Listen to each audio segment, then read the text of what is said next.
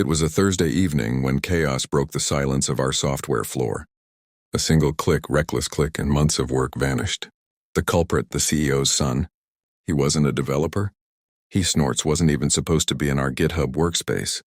But he strutted in every few weeks, dropping buzzwords he barely understood, pretending to observe operations.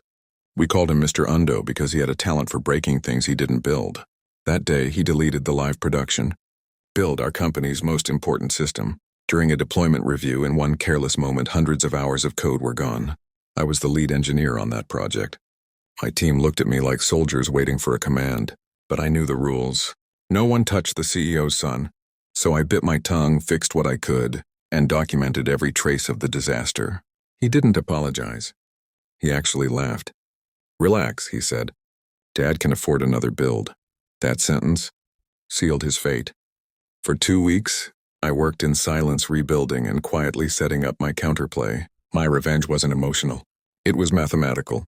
I created a simulation environment that mirrored the production system, a safe, isolated zone that looked identical. Then I invited the CEO's son to a learning session, saying, I wanted to teach him how the build pipeline worked.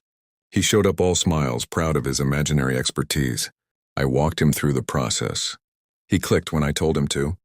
He laughed when he saw how easy it was. And when I asked if he wanted to try deploying himself, he grinned and said, "Watch the pro." He pressed deploy, and in an instant the simulation flashed red with warnings, logs, and mock errors. The screen flooded with lines of build failed and system crash. He froze. His confidence shattered faster than the fake build he thought he destroyed. "Oh my God, I broke it again," he muttered. I kept a straight face, pretending to check the system. Then I sighed loudly. "You just crashed the demo for the investors. They were waiting on this." He went pale. I watched him sweating, typing nonsense. His voice trembled when he said, "Please don't tell my dad." I didn't have to because I'd already set the next part in motion. When the CEO arrived that afternoon, I presented the audit trail from the real incident, the one 2 weeks ago, the time stops, the deletion logs, the access path from his son's device, everything.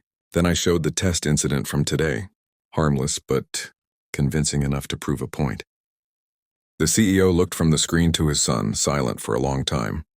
Then he said, quietly, "Leave the room." By Monday, the CEO's son was moved to another department somewhere with no access to production. The CEO thanked me privately for the training exercise that revealed process gaps. I nodded. I didn't correct him. Sometimes revenge isn't about shouting or fighting back. It's about precision, calculated, silent, and irreversible.